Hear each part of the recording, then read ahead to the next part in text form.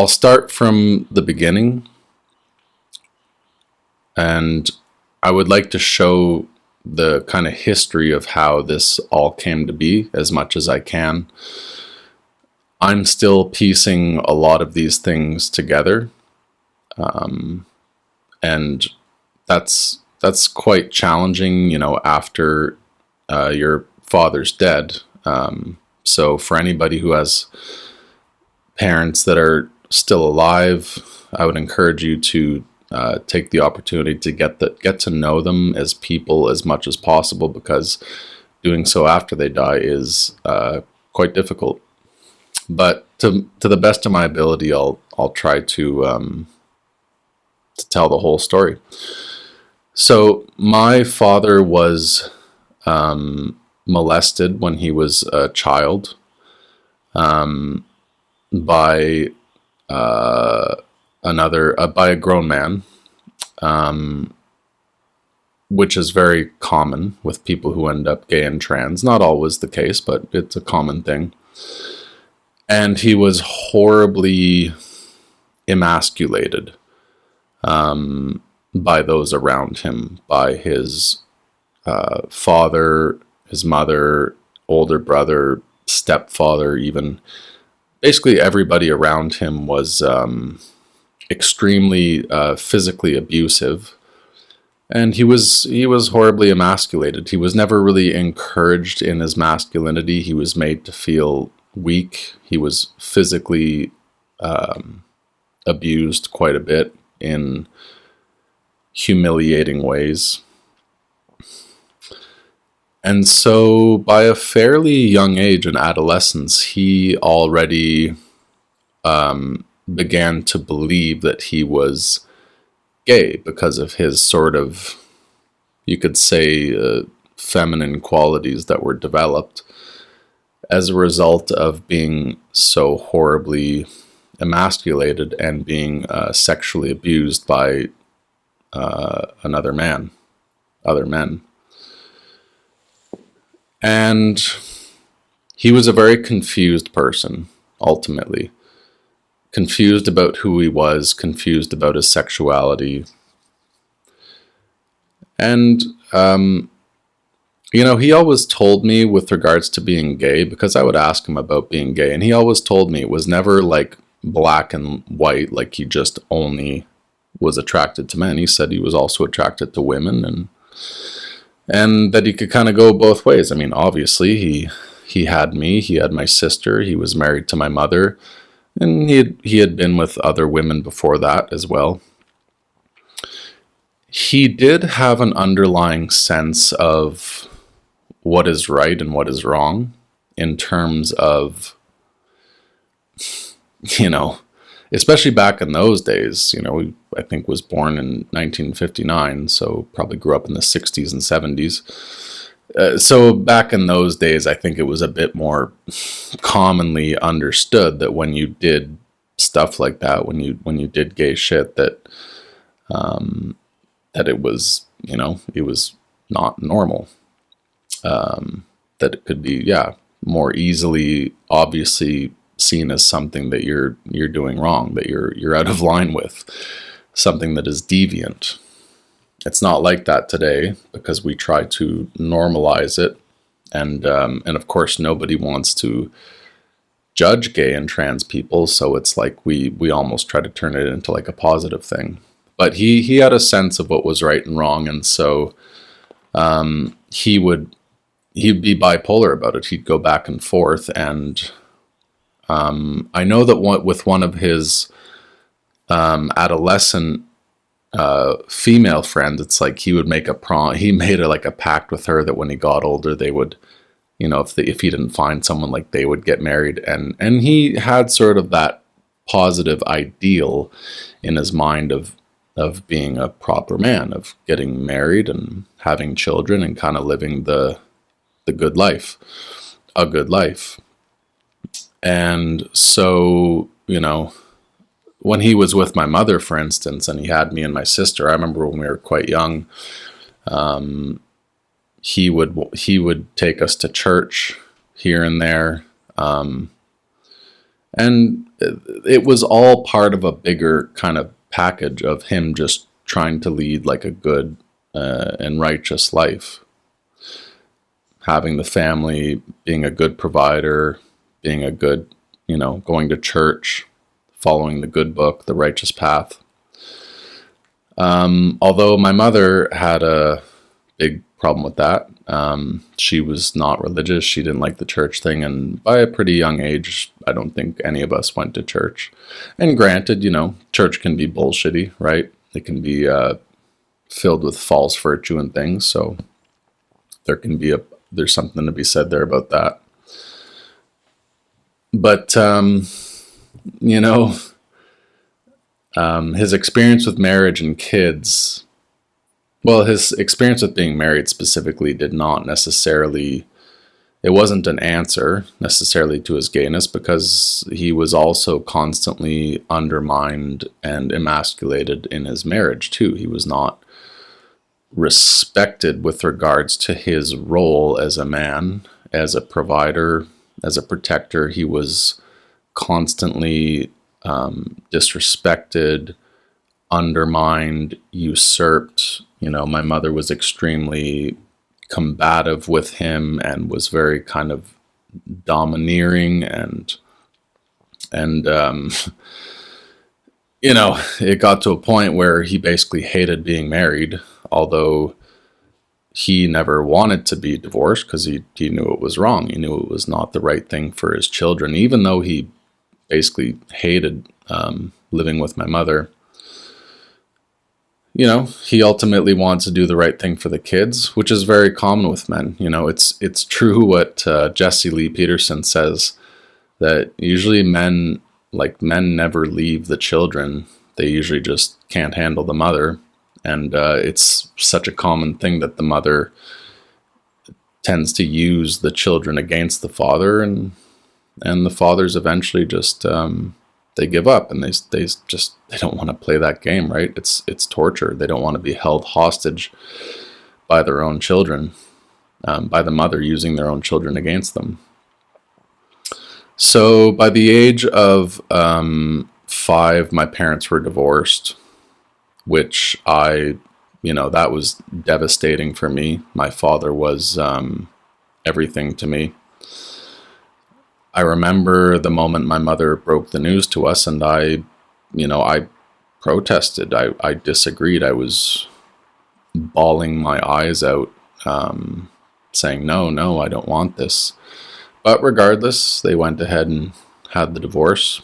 And from that point onwards, my father was not in my life, which was also not good for him as a human being, for his masculinity, for him being a man, learning to be a man and a father. Because remember, we're not just born men. We become men through the roles and the responsibilities and challenges, trials and tribulations that life gives us.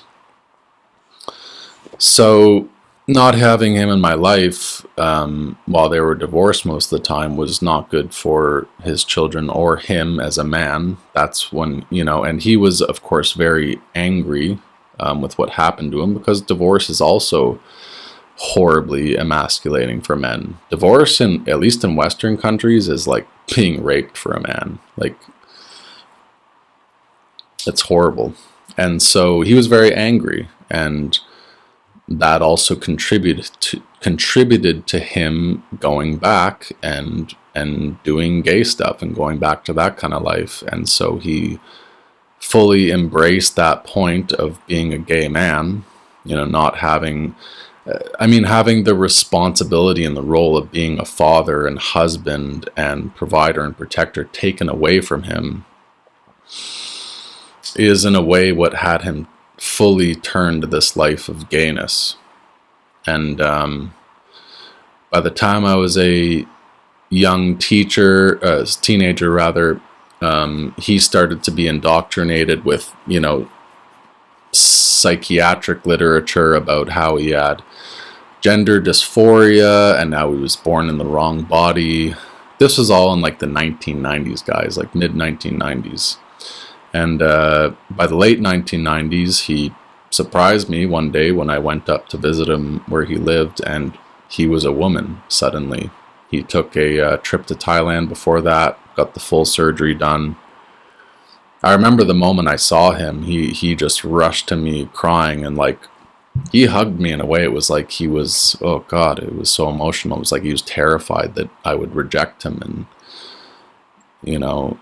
because by that point in my life, my sister had actually fully excommunicated him. She'd been fully brainwashed by my mother and denounced and excommunicated him. And so, but I, in the moment when I saw he had become a woman, I really didn't think anything of it. Even when I knew he was living as a gay man. I mean, I was so young and I loved my father so much, I really did not judge it at all. I didn't think anything of it. I mean, what child really gives a shit about their parents' sexuality, honestly? And so those surgeries, I mean, I remember him telling me it was like the worst pain a person could ever imagine. And they wreaked havoc on his body, not to mention the hormones that he took. Those wreaked havoc on his mind and his body. And it wasn't long after that, because he was so, after becoming trans, he was so immersed in that world of gay and trans and had fully embraced the identity. So he basically fucked around a lot. That's the thing a lot of people don't talk about with gay people and trans people. They're sex addicts, a lot of them. And not that isn't a common thing with straight people too. It's just, being a sex addict is not good. It's a problem whether you're gay or straight. And, with gay men especially, it's so easy to have so much sex when you're a man with other men. So a big part of it is feeding that sex addiction. And so he contracted AIDS, which I didn't even know about until after he died. And they did the autopsy. He tried to hide the fact that he was living with AIDS from me for years. Because he wanted to protect me, of course. But in hindsight, that was a mistake. You have to be fully, you got to be real with your kids. You got to be real with yourself. Eventually, towards the end of his life, he was so screwed up that it really put a strain on our relationship. And I did eventually confront him that he was living a lie with the whole trans thing. And he knew that. By the end of his life, because he truly believed that being a woman would be easier, he saw how badly he got screwed in divorce and how many unfair advantages my mother and many of the women in his life had over him just by virtue of being a woman, that he genuinely believed that the grass was greener on the other side. And that life would be easier as a woman, and that would be the solution to his problems. And he found in the end that it wasn't, that it changed nothing. And so eventually, towards the end of his life, he was considering going back and becoming a male again. But, those surgeries, again, they're so brutal and awful. It's like he didn't want to go through all that again. And frankly, he didn't care. I mean, you probably shouldn't care about your sexuality so much as you get older, right? It's not like you're going to have any babies or a family at that point. So he, eventually, in a quiet way, kind of let go of all of it and denounced it all. And did his best to be a dad to me. Which he was. He was a great man, great dad. I can't tell you how lucky I am that through everything he went through, and basically my mother doing everything she could to demonize him, to keep him out of my life, to brainwash me against him, he held on. By the time I was 18 years old, and I wasn't really welcome so much at my mother's house. I was kind of treated as a burden. I mean, he welcomed to me into his home with open arms. And he would always tell me, he'd say, Adrian, you can live with me until the day you die. And that was exactly what ended up happening. About a few months before he died, I had a bad accident, and so I went to stay with him just to get some rest and care. And that was when he died. He died a week after he turned 60 years old, which to me is young. And it was from the AIDS, it was from the accumulative effects of all the surgeries and hormones that wreaked hell on his body. And now I don't have a dad. And I didn't see it coming, which is horrible. Like when you just get this surprise death, you don't even get to say goodbye. You know, I thought that was something I'd be doing in like my 40s or 50s. And it was awful. And that's when I began to finally, because I was so ignorant to what I'd gone through, what I'd lived through all my life, that, you know, it was then that I only began to question and piece together what the hell happened in my life with my parents. So, you know, when I was young, coming from a divorced family with a gay and trans dad, I was like, that was like a rare thing when I was young. It was not common. And now it's like so many people have that experience now. Like, it's really fucked up.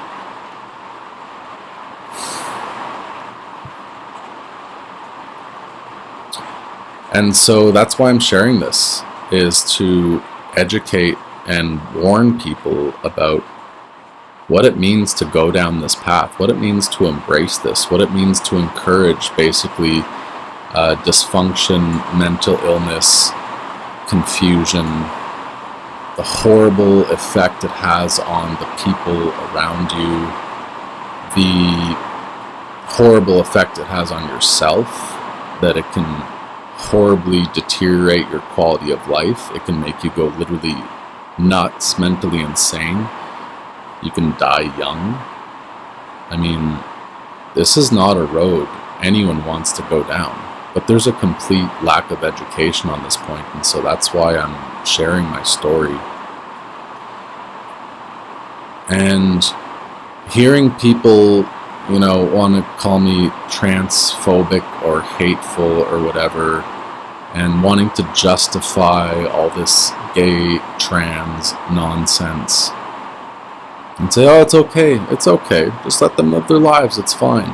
It's okay that they're gay and trans and basically insane. That guys, like, that's like saying to me, like, it's okay that your dad died young.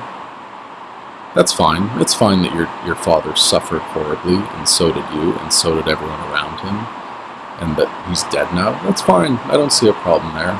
You know? That's what you're really saying by accepting all of this and encouraging it and celebrating it. It's like you don't even know how evil you are. And so if you're on the fence about this kind of stuff, you know, that's fine. Please keep